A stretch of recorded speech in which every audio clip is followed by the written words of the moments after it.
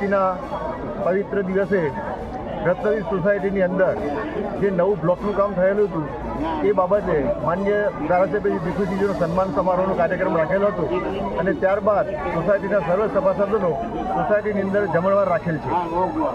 આ બાબતે મોડાસા નગરપાલિકાના પ્રમુખ આ પ્રસંગની અંદર હાજર હતા।